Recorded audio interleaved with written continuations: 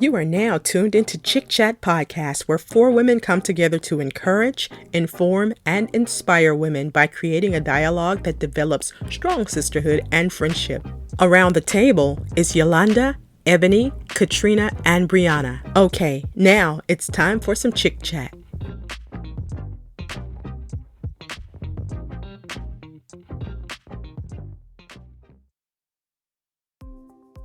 Hey everybody, we're back with another Chit Chat episode. It's Friday and I'm ready to sing. Anybody like Aaliyah out there? That was my girl. That was my girl. All right, so we're gonna start this off, as you guys already know, with a chit check-in. Your girl Bree, I'm feeling like a 4.6, but it's all good. I'm gonna get to a 5 after this. Had to give y'all a remix. Pass it over to Katrina. How you feeling? I'm good. I'm a 4.75. She got almost weak. To Katrina's family, I'm sorry that she gave the peace signs like that, but you know what? It's all good. Let me pass it to Yolanda. How you doing? 5.3. She moving on up. Ebony, how are you? I'm a 4, thanks to London. I know, y'all missed it. See, that's the thing. We can't give y'all the whole story, but before we hit record, her son was trying to tell her what to do, and she had to remind him, as for me at my house. But boy, don't play with me. I don't care about chit chat. I cut the camera off. Y'all can stop video. I will stop video on him, okay? Period. Okay, so during this episode, if you don't hear from Ebony, blame it on London. We're gonna get into this episode because I think that with us, our podcast, you can tell we are about collaboration, being together. So today's episode is about community culture. I was sparked by this because, as we know, 2020 was a year where your community was tested, with the virus, with just going through that whole situation. It really either brought your community together or it tore it apart. And we saw through the media that it could do both. So myself, I live in a different city from my ladies, my girls. So we're going to be talking about the community cultures of where we're staying, and et cetera, et cetera. So I want to hit the first question. How do you define community, and what was it like for you growing up, whether you were in this state or another state, et cetera? So I'm going to pass it before I tell my story. Let's pass it to Katrina. What was it like for you? No, how did I know I was going to be first? Well, community to me is, I was gonna say where you live or where you grew up, but it's not necessarily that, which it is, but it's community. It's like commune, where people are gathered together, with common ideas or common thoughts or, just the commonality of being one. Yeah. How was it for me growing up? The community that I grew up in. First of all, my dad and my parents were very strict. So as far as me being able to do different things in the community, or neighborhood, as you want to call it, I couldn't do much. So in my beginning years of my younger life, it was kind of tough. It was just basically me growing up with my siblings. And then once we started to get a little bit older and we could go out in the community and do different things, is where I started to find out that everybody's not the same. Like every family is different. And so each family brings something different to the community, if that makes sense. Yeah. So that's my little take. I might have something else to say after a while. Okay. Yolanda, community, what does it mean to you, and how was your upbringing? Well, I commuted back and forth to here in Baltimore. Baltimore is where I'm from. So in Baltimore, their community is a whole lot different than here. So I have two communities. But wherever people come together and are, well, I can't say like-minded because not everybody's like-minded. They just live in the same area. Mm-hmm. So just people coming together to be a part of that one place. That's how I define community. I had a good upbringing. Like I said, I would come down here for the summers and I would go back home to Baltimore, for school and everything. So I enjoyed it. I enjoyed doing both. Okay, you had a commuter life. That was kind of cool, right? Ebony. To me, I feel like community is defined just somewhere that you can fellowship. People have kind of some of the same goals. Especially when you're growing up, close knit like that. Like you said, every family brings something different to the table. Growing up in my community, I lived in Edgecombe County, Tarboro area, Pine Tops area, and also transitioned to living here in Greenville. And just growing up and stuff like that, like people, when I was younger, I don't care who it was in the community, if they told you not to do something, you better not do it at all. You better not do it. If you did it, listen, they will get you right together. Okay, that was just how it was. And that was just how it was when I was growing up. And I know it sounds like, people like, oh, you sound like such a grandma. But even in, back then, like, we had respect for older people. So most definitely, you already knew, even if your mama and daddy eyes weren't on you, whatever you did would still get back to them, because if they seen you doing something you shouldn't have been doing, they were going to. Mm-hmm. So yeah, it's not even yeah. Yes. Good. So for me, I grew up in Kinston, born and bred, as people may say. And so in my growing up, I actually was very active in my community. I mean, jump start active. My mom had me in church. I was doing community service through Goodwill, et cetera. When I was in school, I was active in the school related activities. So I've always been hands on deck. The community aspect was a lot more collaborative in my time, similar to what Ebony was saying.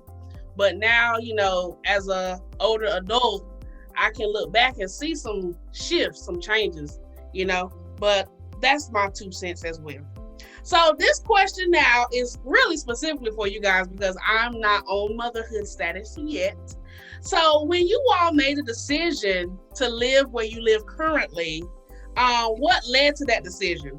And, how do you like your neighbors? I mean, I'm just generalized. How did you get there? And what determines a good safe or whatever community? Whoever wants to jump in, I push it to Yolanda. Well, as I was saying previously, Baltimore it has some rough areas. And so for me, when I had my baby, my oldest son was actually born in Baltimore. He was raised a little bit there. But I made the decision to come here, 1, to help my grandma before she passed away, and 2, because I knew that the areas that I was in, I didn't want my children to be in. So I felt like here was a little bit more safer for them, although it has some issues, but it's no way near in some places in Maryland. It just ain't, not that I can see. Right. So as far as my neighbors, I don't like them very much. I'm just gonna be honest. And that's because they're so loud. No, they just don't have respect for the other person. It's like, do you not understand that we live over here? Like, what are you doing? Right. So I'm kind to them. I speak, and one of the people hit my car. My car was parked. I forgave them. I didn't go any further with the insurance and all that kind of stuff. I called myself being neighborly. So I didn't do that. Anyhow, I won't go into a whole bunch of detail, but I just don't like them very much. So when somebody moves in the community, Yolanda's not making cookies. Got it. I got it. All right, Katrina, what about you? What led to you guys' decision to move and live where you are now? Well, we live, it's in Greenville, but it's not in the heart of Greenville, I would say. We live on like the outskirts of Greenville, what people would call out in the country. And in the beginning, we were here because raising our children, we didn't want them to be raised up in the faster pace part of Greenville. Felt like, because we have girls, if they were out in the country, it takes a little bit more effort to get out here and so that was in the beginning, kind of one of the reasons why we were here. And then to just starting out, not to put y'all folks in all my business or whatever, but just starting out, the rent was really at a rate that we could. Oh yeah, I'm with you. Yeah. Be comfortable. And then as far as now, why we're still out in this area is because it's quiet. I feel safe. My neighbors are okay. Like, I don't really know my neighbors right next door to us, and we don't talk. They don't bother us, and we don't bother them. And so it's just a nice little community. Yeah. Everybody is just to themselves mostly. But you do get like a few cliques that you might see together at the community store and stuff like that. But for the most part, it's really quiet out here. So that's one reason why we stay. Good. Okay. Ebony? So when I think about like where I live and stuff like that, my main reason wasn't really for like safety reasons or whatever. It was more so to provide better schools, because the way the districts are here, the districts are set up for, I don't want to say failure because that sounds really bad, because it's really more so what you input in your kids, and they can be a diamond in the rough, you know what I'm saying? They can be the rose that grow from the concrete. But I feel like the same effort is not put into is not put into schools equally here. So I decided that, I wanted to move somewhere where he would be able to get, be at one of those schools that he can maximize his experience. I'll say exactly. Right. So that was kind of like my, our reason for, moving to like certain areas. And we always, when we go and look at houses and stuff and try to think about the areas that we want to live in, that's what we, think about the school district. And oh my gosh, what was the other question? Your neighbors. Oh, well, now they're awesome. Like, before, I think I told y'all about them before, but now they're awesome. They mind their business, like, and it's just, it's a blessing. Like, God was really looking out for your girl, okay? Because it could have went real bad before. It could have been a pop the trunk moment. I feel you. Yeah. But now it's like everybody minds their business, and everybody, we working people back here. So, everybody just, do what they got to do, and, just keep it moving. And for me, as a newlywed, I don't know if I can still call myself that, but anyway, we chose where we stay currently, which we don't stay in Kinston. And we chose, and I'm gonna be honest, we chose not to stay there because there is, how can I say this? The rates of the utilities is just, it fluctuates so bad to the point where it's like, I should have got a house, just off utilities. I should have got a house. But anyway, so fast forward, we are here now in Goldsboro, and we chose where we're at because I'm always the type of person. I think I am a keen eye person, a detailed analysis person. So I want to have people that could really say, I saw this, or I heard that, or whatever. So we're in a spot where it's just 6 townhouses. And so the movement level, you can see who's who. And so, my neighbors are pretty cool, except we had one experience. When we first got here, the neighbor to the right, she got a little upset because Spectrum had parked in her spot. And I was like, Spectrum, you done messed me up and you up, because she cussed real good that day. But, and Spectrum came in mad. I'm like, you want a bottle of water? That's all I could offer at that point. Nothing else, because I'm not a fighter. So that's it. And Quentin, he in his pajamas, I'm like, he ain't gonna really. We trying to get this internet fixed. So anyway, so that was like our first 2 months at the place, and I'm like, you right. But she actually came back to us, cleared the air. She was like, I was in the best headspace that morning. I know it wasn't that deep, you know. So after that, she started making us food. I'm like, all right. But anyway, as the old folks say, watch that. And I do watch that, but just let y'all know it's hospitality here. So anyway, hospitality.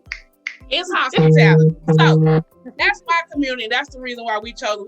Even though we're at a different level as far as our family, because it's just me and Quentin. It's very interesting to hear you guys' perspective, and it just, helps for the future. So I'm going to switch it up and dig a little deeper because, again, as I said earlier, the media is what really pushed me to ask this question. So in your community, how's your interaction with the local police? I mean, not saying we want heavy interaction, but when that interaction occurs, whether it's, simply a grocery store or driving down the street, you gonna wave at them or you gonna turn your head? I mean, what is it? What's this like? Are you guys fearful? What you thinking? Ebony? I mean, when I see them, I just look like, okay. Like, okay, she do the cut eye. Don't play. Like, I ain't doing all that. If they like, nah, I'd be like, so, like, I just keep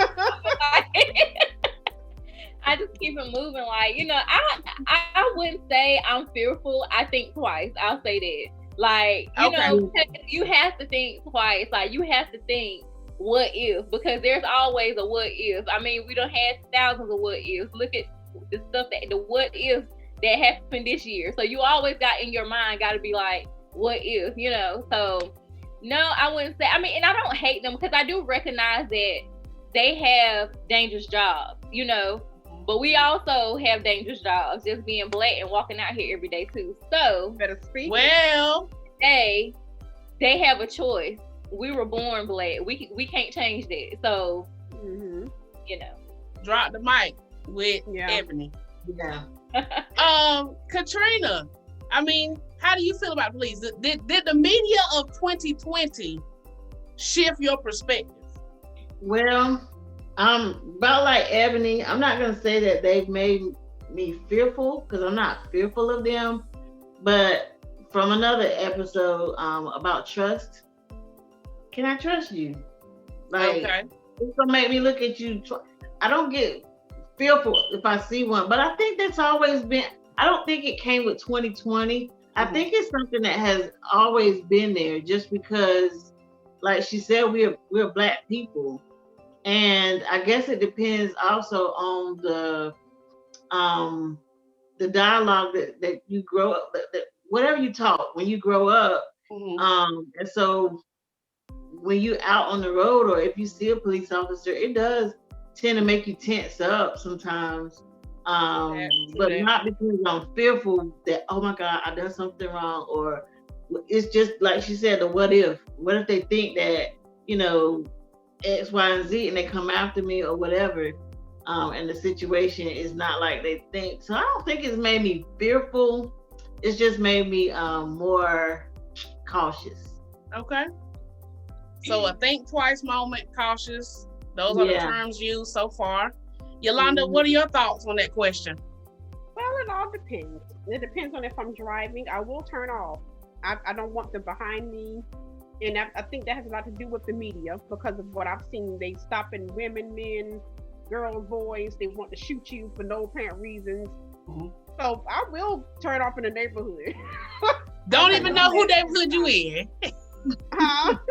You gonna make a right. I don't know where this right gonna take me. I'm right. My chance. And if I'm out walking and I have my Maddie with me, my little Yorkie, she's afraid of police. Now I don't know why, but she is. So we bust a left. We do not go wherever they are. Maddie will turn and whatever. You come on. She will pull me as hard as she can. Wow. She's just fearful of the police. I don't know what it is about them. She don't like them. So if I'm exercising, I don't pay them any mind. Like if they're riding by, I keep right on going. Yeah. So it just depends on what situation I'm in. Gotcha. And for me, Quentin gets on me all the time because when I see them behind me, first of all, I had one ticket situation, okay? And I was trying to get to work real bad and I still was late messing with Johnny and his ticket. So, but I realized after Johnny and the ticket that I'm going to drive the speed limit. Well, there are some moments where this foot still get a little heavy. So then when Johnny get behind me, I'm like, don't do this, Johnny. Don't do this. And so, yeah, so that's what I be thinking in my head. But growing up, as I told you guys, I was with NAACP. I was with different community groups. So we had panels with the police. I sat down and asked the real questions or had a peer ask the question. So I gained some type of community relationship is my point. But as far as this county, I have not built a rapport with this county. So I can't speak as openly as I did in the other county because, I moved. So this county is very, I got to give y'all that aftermath, after party talk. But anyway, this county is not really the county for us. Johnston County is not really the county for us. I mean, some other folks can jump up here and give us some comments, but there's some counties that's for real, not for us.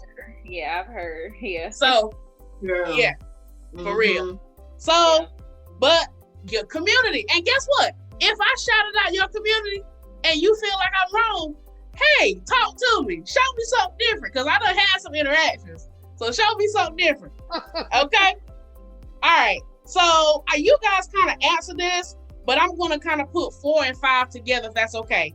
So are you active? Do you do service projects? And then the last one is, how do you classify your community? Period. Do you classify it as good, bad, or what other adjective would you classify your community? Let's see. For me, I classify my community as I am not active, first of all, as I was in Kinston. I'm not as active here. I literally go to work, come home, period. And that shifted for me back in 16.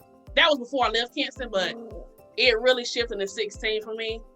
But anyway, as far as classifying this community, I would say it's fair. It's fair. It gives you all the aspects that you would want. I don't have to travel so far out. You remember how I used to leave Kinston to go to Greenville to you guys? I don't have to really do that because what you have, I have now. So I'm good. I'm good. I feel safe. I feel like I have the proper protection. Hint, hint. And so I feel good. I'm going to pass it to Katrina. Overall, are you active in your community? How do you classify it? I'm not active in my community. I go to work. I come home. Right. So no, I'm not active in the community. I haven't done any community service work or volunteer stuff. I just don't. I haven't. I probably need to. Probably should. And I might one day. There you go. But no, I'm not active in the community. Do I feel like my community is bad or good? I would say that it's fair. Well, I don't know. I would say that you can make your community what you want it to be. Okay. Because you can see the good and bad. Sure. Sometimes I do, because Greenville, actually, they do a lot of stuff, a lot of outreach stuff. but sometimes I wonder which group is geared towards. So I guess in that aspect, you just basically got to make it what you want to make it, and do your own thing if there's nothing for you. Yeah, create, as we said in another episode. Check it out. Create. That was the episode where we were talking about the entertainment industry and Nene Leaks. So you guys go check that out. I'm gonna tag it up here somewhere. Click on it. All right. Yeah, I will say, I'm sorry to cut you off. No, it's good. There was right here recently in Greenville a street graffiti thingy. Oh yeah. Up in DC. I can't remember what it says, but I thought that kind of brought a little bit more unity to the community. But they had to do a lot of, I think it was a big fight in order to just even get it that far. So I followed that story. Yeah, it was. They did good though. They made their own they made their own team, their own project. Yeah. Yolanda, what's your thoughts overall? No, I'm not active in my community, but I have created my own community. Hashtag for intuition. Go and check it out. You can find it on Facebook and well, that's just it. Facebook and YouTube. But I created my own because I didn't see that around here or nowhere, so I created it myself. But I'm not active in it. I mind my own business and I go and do whatever I have to do, and that's it. I don't be bothered. I speak, I do wave, and that's it. And I do wave. That's funny. Out there who walk their dogs, and I'm walking Maddie, and we build a little friendship where we'll wave at each other and talk about the weather, and then that's it. Oh Lord, I love the fact that Yolanda said she made her own community, and I think that's a good point for us to really tap into. Like, if you don't see it where you are, create it. Ebony. No, I'm not active currently. I would like to be active. I don't know what I want to do really, so I guess I'll just go with the flow. Like, as I go along, if I see something I want to do, I'll, get active in the community.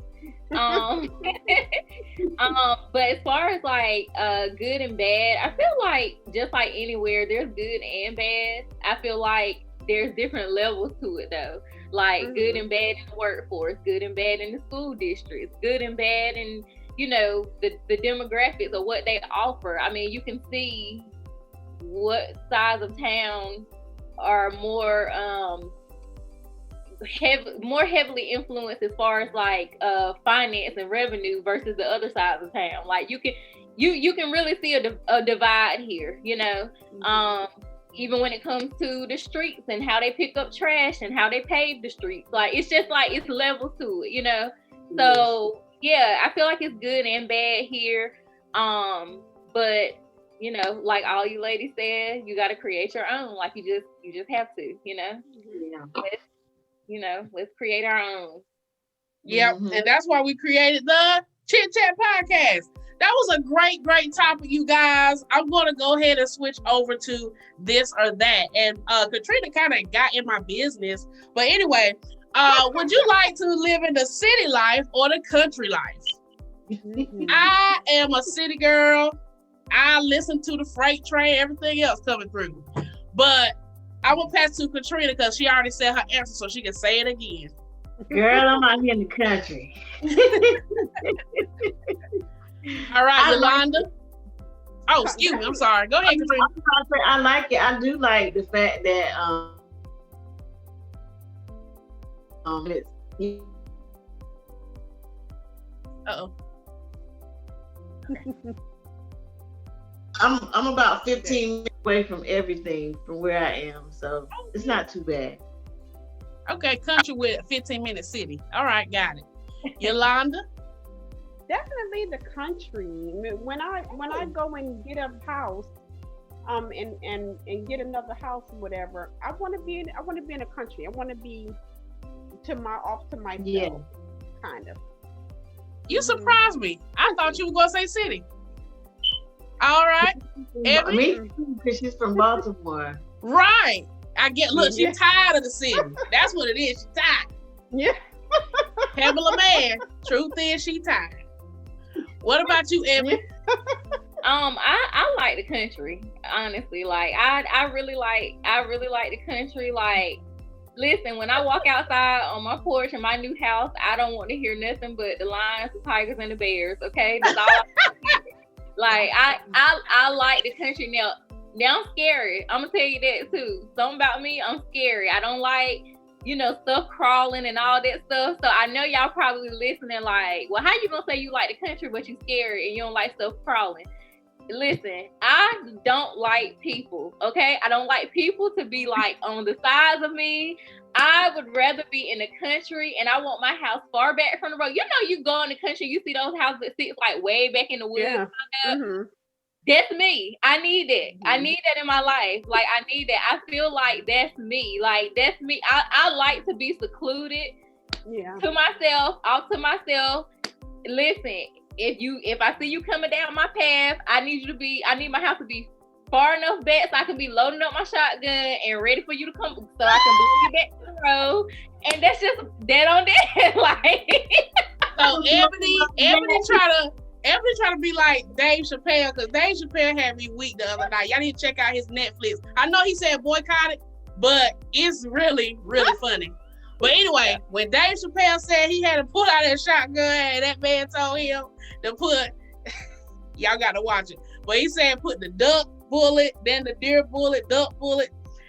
Boy, when he said, I got to watch it. I ain't going to mess up his joke. Go watch it. But it relates to Ebony, that shotgun. Anyway.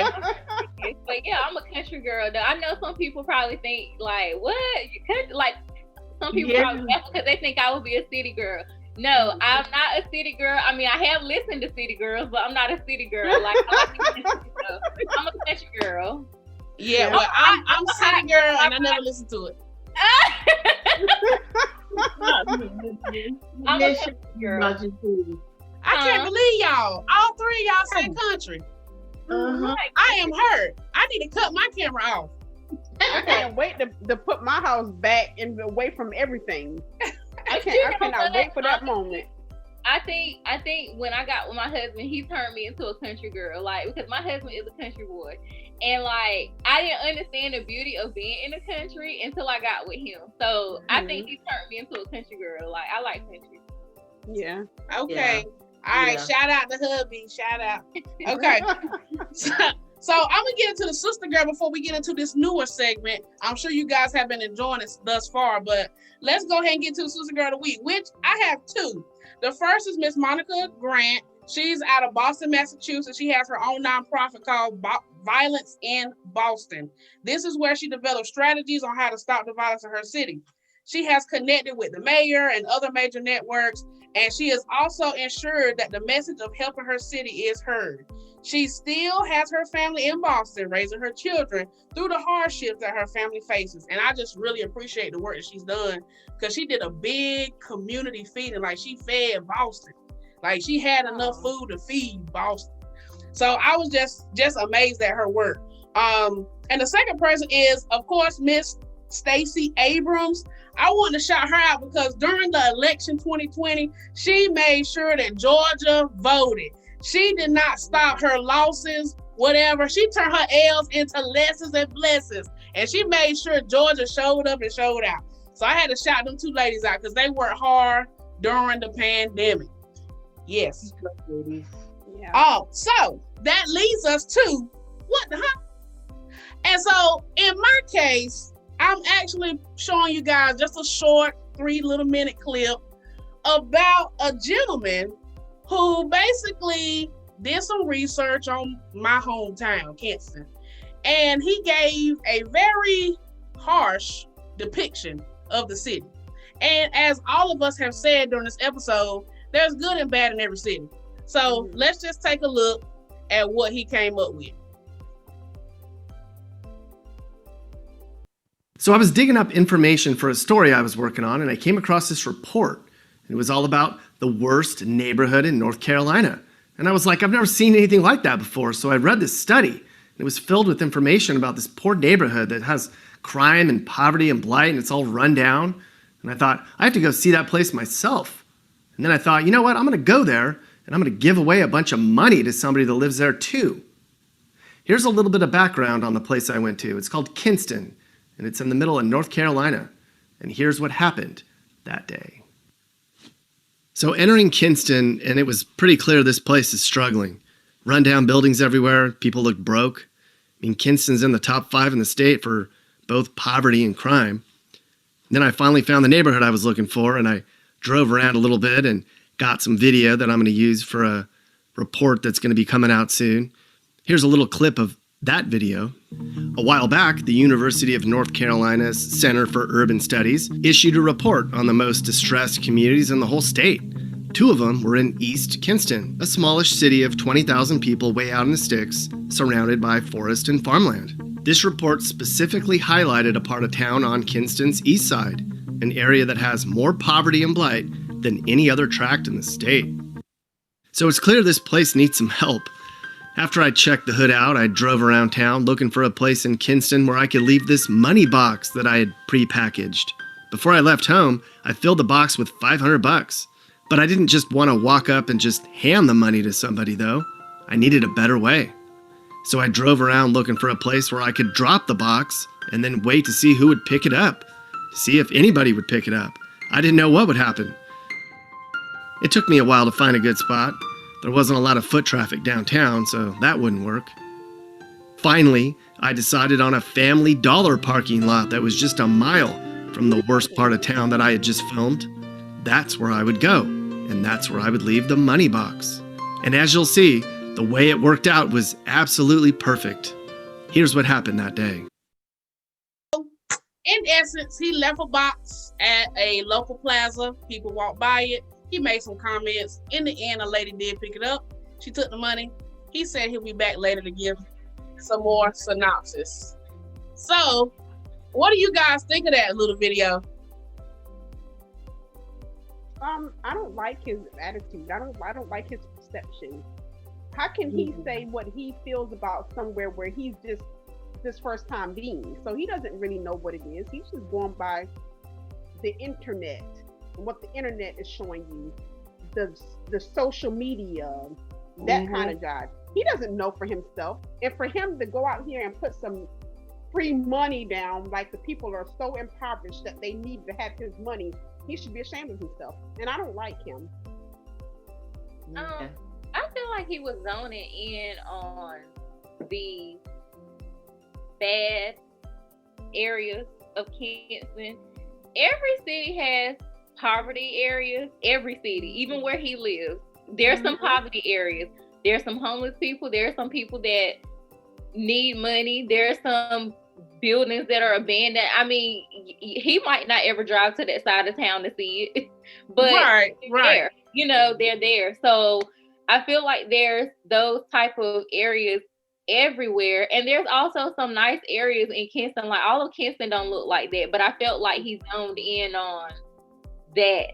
And it was only to make up a story for him doing a good deed or whatever. Right. I feel like it was just for his personal satisfaction. Like it was just kind of like, hey, look, I went to the hood. I dropped off a money box. Like, you know, I helped the Black people. Like, they're using us as I guess you went and tried to find a token Black person to give some money to. Like, you know, I'm with Yolanda. I don't really like how he tried to like spend that. But my thing is like, I try to control my face while he was talking, but I couldn't. I'm sorry. I'll try next time. His whole approach was off to me. Right. Basically, like I was just thinking the same thing, that he basically wanted to be able to say, use this as a story to promote himself. I did something for Black people. That's what I took out of it. And just to pick up the bad parts of Kinston is like, what? Kinston actually has really some nice subdivisions. So you pick up the bad ones, really? You can do that to the people? Yeah, I agree with you guys completely. And of course, there was an uproar when the video was actually surfaced with citizens in the community. Now, let me say this real quick.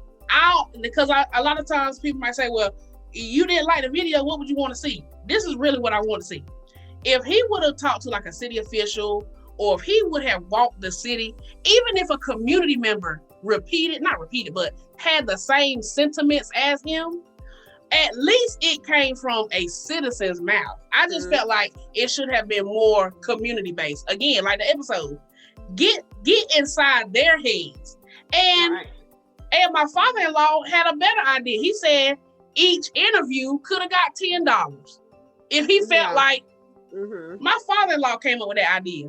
If you really want to give out money, so it was just ways around how he did it, like y'all said, He didn't even it's not like he was showing compassion for the city.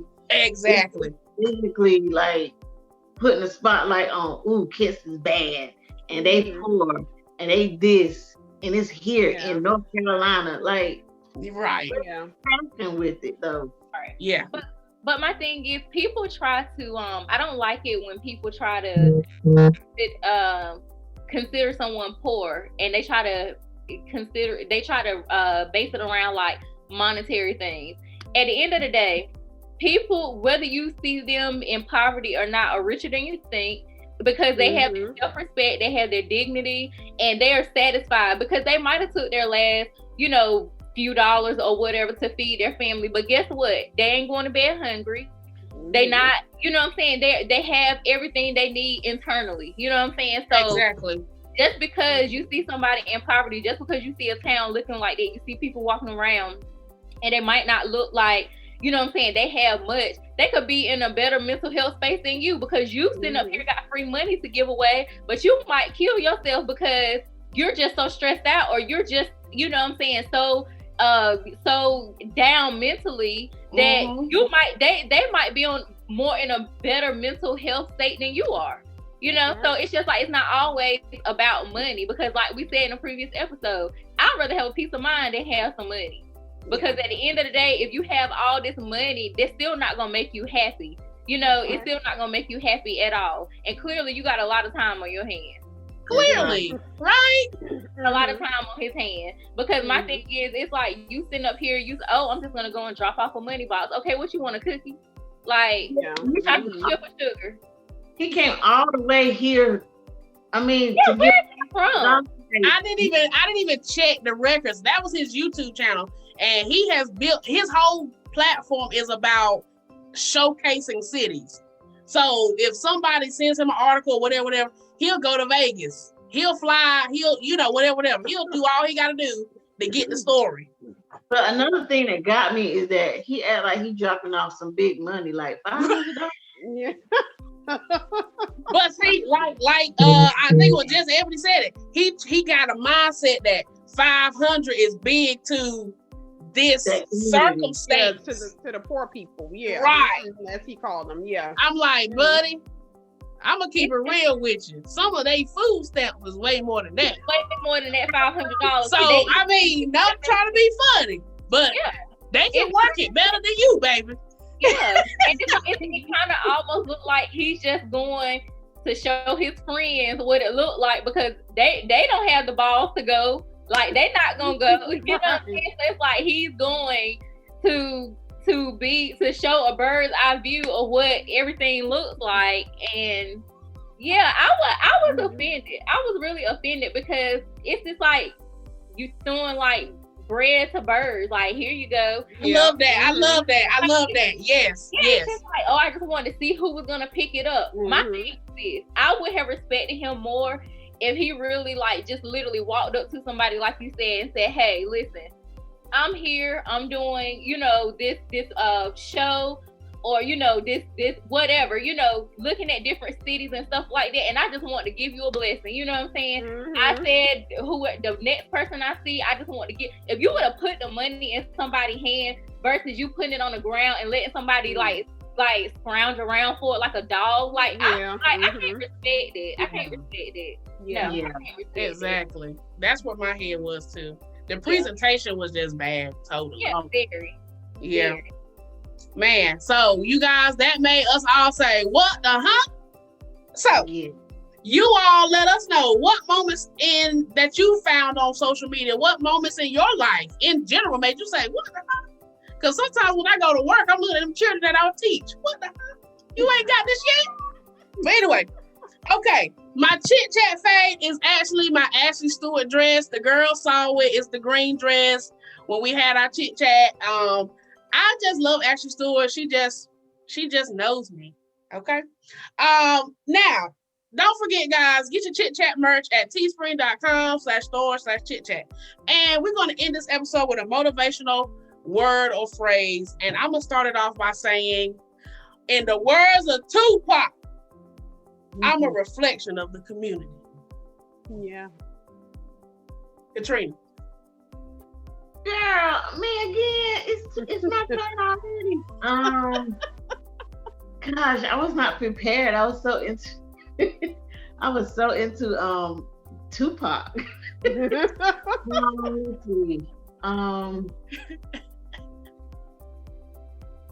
I don't know. Come back to me. All right, Yolanda. And I'm going with my boy Tupac too and saying you got to keep your head up no matter where you at. Whatever community you in, you keep your head up and you keep going strong.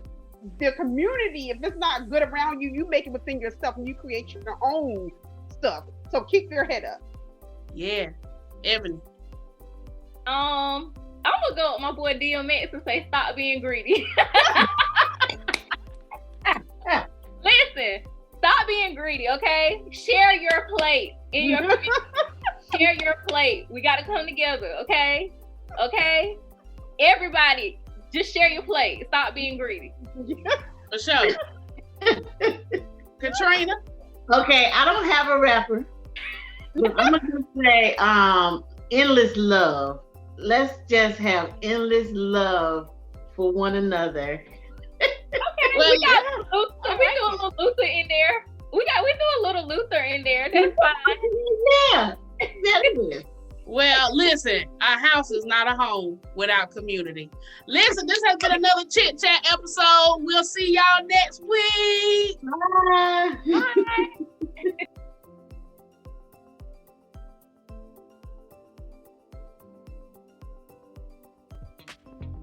Thanks for listening to our episode of ChiChat. Follow us on Facebook, Instagram, and YouTube at ChiChat Podcast.